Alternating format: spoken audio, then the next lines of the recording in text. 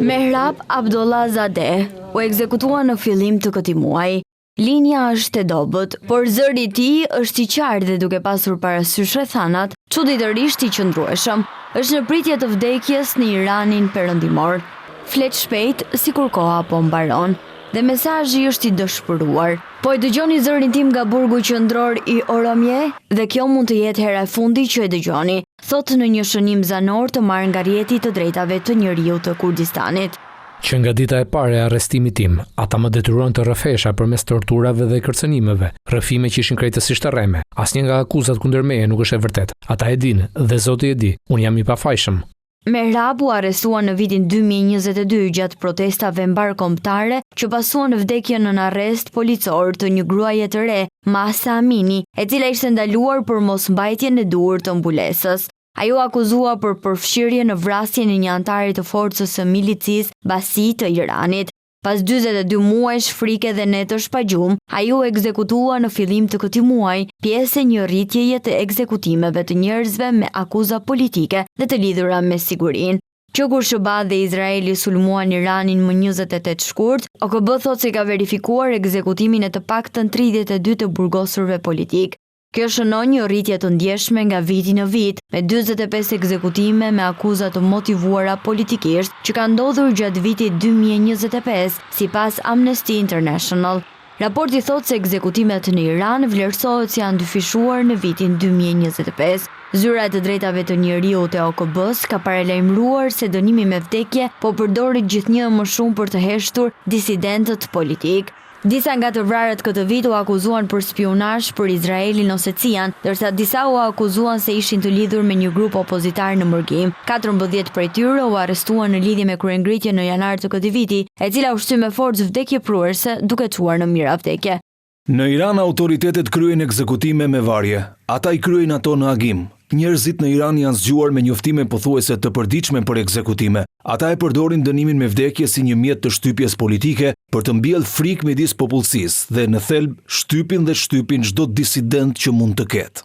Ndërsa disa ekzekutime njoftohen publikisht, një zëdhënës i zyrës së OKB-s për të drejtat e njeriut i tha BBC-s se ishte i shqetësuar se të tjerat po ndodhin fshehurazi. Vitin e kaluar, Irani kreu 2159 ekzekutime, sipas Amnesty International, numri më i lartë që nga viti 1989. OKB ka frikë se shifra këtë vit mund të jetë edhe më e lartë. Me përdorimin në rritje të dënimit me vdekje, regjimi po përpiqet të rivendosë autoritetin pasi imazhi i tij u dëmtua nga kryengritja janarit dhe lufta. Në fund të muajit të kaluar, televizioni shtetëror transmetoi një raport mbi ekzekutimin e Sazan Azadvar, një kampion 21 vjeç i karates nga qyteti qendror i Isfahanit. Ai ishte dënuar për moharabe ose luftë kundër Zotit dhe bashkëpunim efektiv me armikun për sulmin ndaj forcave policore gjatë protestave të janarit. Ai shihet duke rrëfyer se ka përdorur një shkop për të rthyer xhamin në një makinë policie dhe ka kërkuar benzinë për ta djegur. Por ai nuk u akuzua për ndonjë vepër penale vdekjeprurëse, e cila sipas ligjit ndërkombëtar është pragu ligjor për përdorimin e dënimit me vdekje. Sazan Azadvar, 21 vjeç, u ekzekutua muajin e kaluar sipas medias shtetërore iraniane. Më 30 prill, kreu gjyqësori të Iranit hodhi poshtë kritikat ndërkombëtare për dënimet me vdekje të lidhura me trazirat e janarit, duke thënë se gjykatat e tij nuk do të ndikoheshin. Secili prej të dënuarve ka historinë e vet, por aktivistët e të drejtave të njeriut flasin për modele shqetësuese, siç është përdorimi i dënimit me vdekje në mënyrë disproporcionale kundër anëtarëve të pakicave të vendit. Erfan Shakorzadeh, një student 29 vjeçar i masterit në inxhinieri hapësinore, u var më 11 maj. Gjyqësori iranian tha se ai ishte dënuar për ndarjen e informacionit të klasifikuar me inteligjencën izraelite dhe amerikane. Por organizata e të drejtave të njeriut Hengaf me selinë në Norvegji publikoi një shënim që ata thonë se ai e shkroi para vdekjes së tij.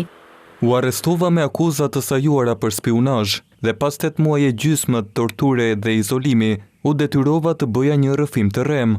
Mos lejoni që një jetë tjetër e pafajshme të merret në heshtje. Hengaf tha se ishte thellësisht i shqetësuar nga shpejtësia me të cilën po zhvillohen gjyqet, dënimet dhe ekzekutimet së bashku me një mungesë të plot transparence në procedura gjyqësore. Në mesazhin e tij zanor nga burgu para ekzekutimit të tij, Mehrat Abdullazadeh përshkroi vuajtjet e të qenit në pritje të vdekjes. Pronarin 29 vjeçar, kurdi i dyqanit u ekzekutua sipas rrjetit të drejtave të njeriut të Kurdistanit, pas një paralajmërim paraprak për të afërmit ose avokatët e tij, dhe trupi nuk i është kthyer familjes.